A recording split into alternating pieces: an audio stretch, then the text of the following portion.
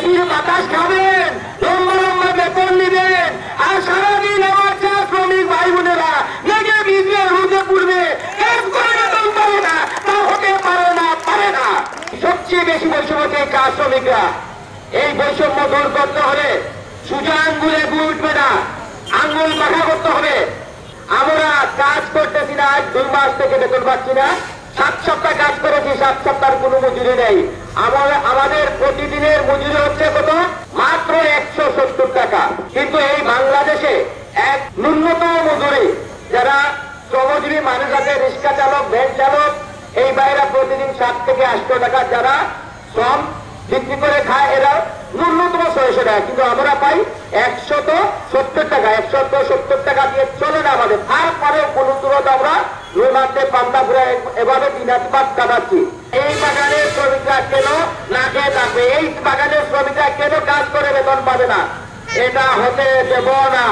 আপনাদের বেতন 2 মাস ধরে বন্ধ, আপনারা খুবই সামান্য মজুরিতে কাজ করেন।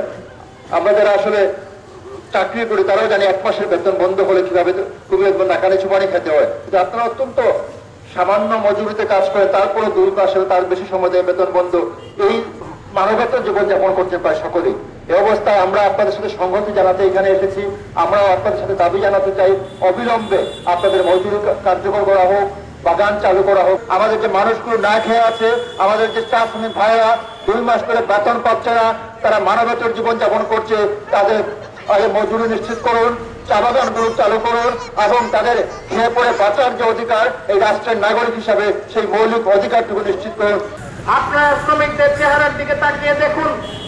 আমরা এই সংহতি সমাবেশ আয়োজন করতে গিয়ে কিংবা তারও পূর্বে থেকে নানা প্রতিবাদ করতে গিয়ে শ্রমিকদের মধ্যে আমরা বিচরণ করেছি।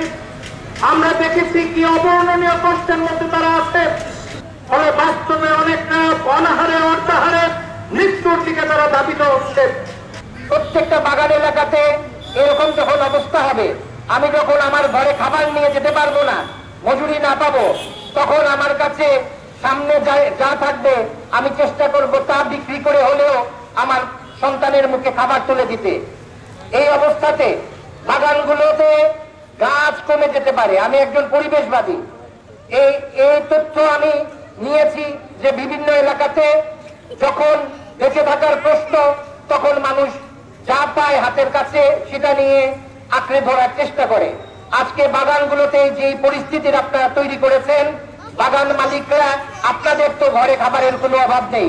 যে দুষ্কৃতিকারীদেরকে বাংলাদেশের এই যে কি বলে ট্রি বোর্ড নাকি এনসিসি চেয়ারম্যান থেকে শুরু করে যে সমস্ত বিভিন্ন সময়ে সরকারিভাবে যাদেরকে এই চেয়ারগুলোতে বসানো হয়েছে, এরা প্রত্যেকটা কোটি কোটি টাকা লুটপাট করেছে।